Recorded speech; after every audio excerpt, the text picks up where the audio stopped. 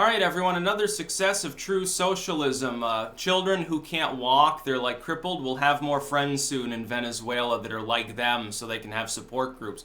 Venezuela has seen its first case of polio return in 3 decades.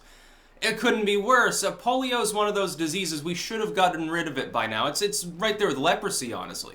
You do realize that leprosy has been virtually eradicated in most of the world, and that with a concerted global effort, we could probably snuff it out in the few places that it tends to occasionally reemerge, to the point where, hey, no more leprosy, no more polio. We can add it to the list of two diseases, smallpox and rinderpest, that we've gotten rid of, and then the Jimmy Carter parasite there is probably going to be on that list pretty soon. The one success story of the last decade of actually eradicating a disease. Instead, with polio, what we see is that several times now, civil war, riots, instability in general have caused it to come back in areas where it was basically gone. It's gone because of mass vaccination. Everyone's vaccinated. You start lapsing, and eventually it comes back, and someone ends up paralyzed. They end up looking bitter like FDR. And then that ensures that they become a socialist or something.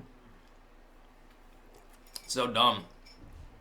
I wouldn't be surprised if, socialist media tries to put a positive spin on this. Or they'll say it's like a CIA thing. Oh, they purposely injected some kid with polio to get an epidemic going to unseat Maduro. They'll literally spin some crazy shit like that. Here's the thing, though.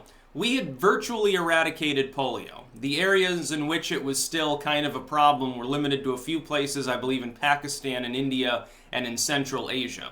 Elsewhere in the world, it's almost unheard of. Everyone's either been vaccinated and is immune, or sanitation has been used, or I believe generally both, because polio, I believe, comes from the droppings of certain rodent species. Rodent droppings are not usually a problem. If all your food has been pasteurized or processing things, you've eliminated a lot of reservoirs of the disease. Eventually, it shouldn't exist anymore. Eventually, the disease literally should stop existing. Instead, we have these cases pop up once in a while because some anti-vaxxer or some socialist regime with poor medical infrastructure. I keep hearing about how great socialism is for medicine. Why don't we ask the Venezuelans about that when they can't even, they don't even have the ability to gain an epidural for, giving birth? It's like, oh yeah, you're about to give birth to triplets? Well, okay, here are our medical offerings. We washed this towel, a week ago. We don't have enough water or electricity to do it now, but it's kind of clean. We only used it twice to mop the floor, so it should be fine. You might as well just go give birth out in a dirt field. If you're in Venezuela at this point, it's probably more dangerous to fucking go to the hospital. And socialism is so great for medicine. Almost get rid of polio over and over. First Syria happens. It comes back in Syria. I believe there are some hundreds of cases of polio now there. Assad can wipe them back out probably with mass vaccination if he can get the world community to actually, allow medicine through, which of course is not. It's basically a modern day plague siege. Like when I believe it was the Huns. I think it was the Huns. When they were attacking parts of Europe, and they used to take plague corpses and launch them over the walls of cities to start an epidemic inside, and then they just stand back and surround the city and say, eventually they're going to be under so much stress they're going to open up. They're going to be eating the dead plague bodies at some point. It's going to be pretty gruesome. Then they come in, and it's like the Huns are acting civilized compared to the population. They're starving and cannibalizing one another and degenerating into a mob, basically. Now this happens, so now polio's back in Venezuela. Fucking wonderful. And then we've got these fucking anti-vaxxers here that are so addled in the mind that they think vaccines are actually going to cause autism. And they'll probably bring back polio here. So yeah, there'll be some crippled children and shit. It's so dumb. I'm sorry, but on the vaccination issue, I am slightly less libertarian than I otherwise am, generally speaking. Specifically because it kind of violates the NAP to turn your child into a walking time bomb that might infect other children with diseases. Yeah, so when vaccines, in some cases, are not 100% effective, which some anti-vaxxers do not appear to comprehend. If everyone around you is vaccinated, it's probably not a problem because there's no reservoir of the disease to crop up. If you got a few kids that aren't, though, there's a potential reservoir that then replicates it and endangers other children. That's how it works, but they don't understand that some diseases, yes, the vaccine gives you lifelong permanent protection, 100% effectiveness.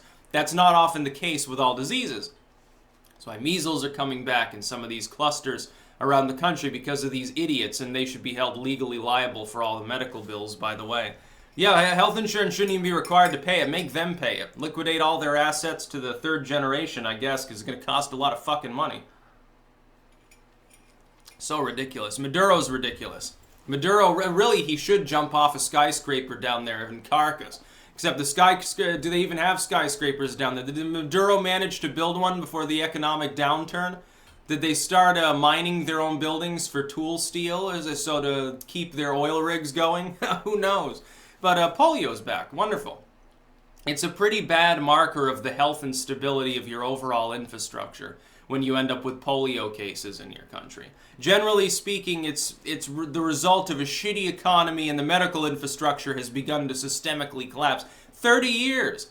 It took even recently, it took years of this prolonged difficulty for the polio to come back. Also, by the way, I'm going to put something out there that's, a lot of people don't take this into consideration. There are two other important aspects of human health that can be negatively impacted by this kind of situation. Number one is simply nutrition. A population that has access to, decent food and is nutrient rich has higher immunity to virtually any disease.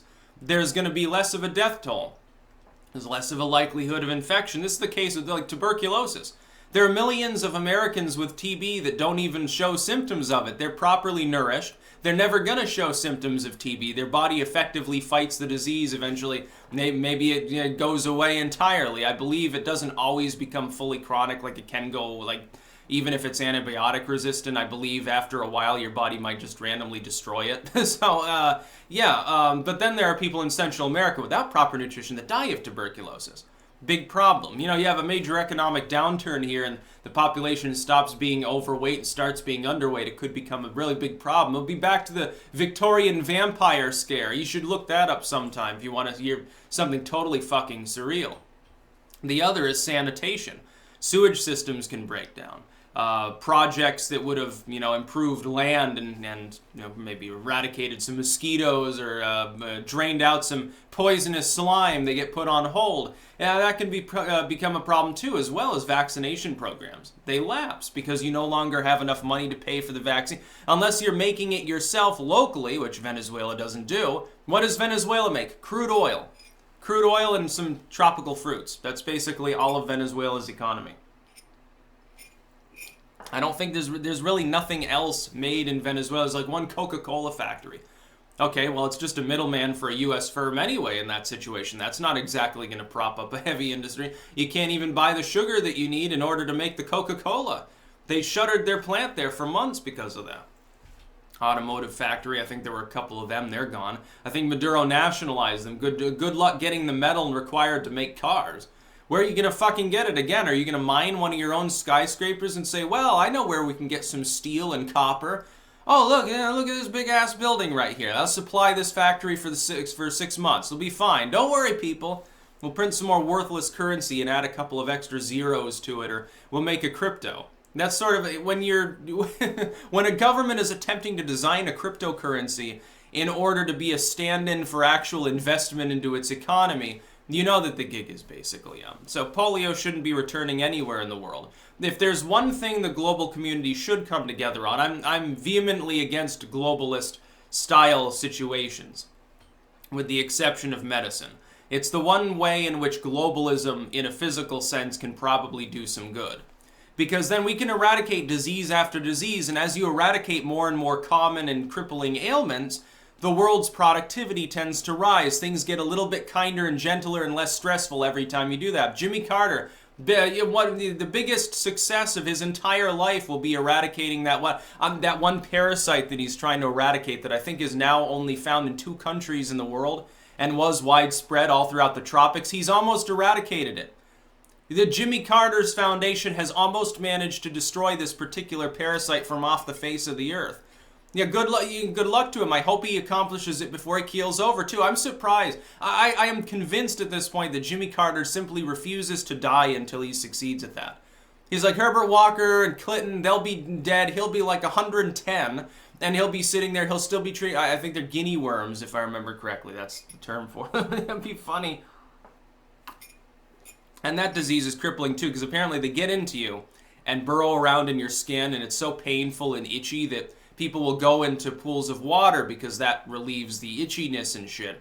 And then the worms sort of explode out of their skin, and then they go into the water and spawn more, and then they reinfect the water. Other people go into the water, they get infected, and the whole cycle continues.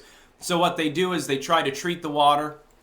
If it's infected, that works. They try to teach people, if you've got the disease, come to us, we'll give you some opiates, dude. Don't go in the water to relieve your pain. And then they sort of remove the worms, on dry land so they can't replicate.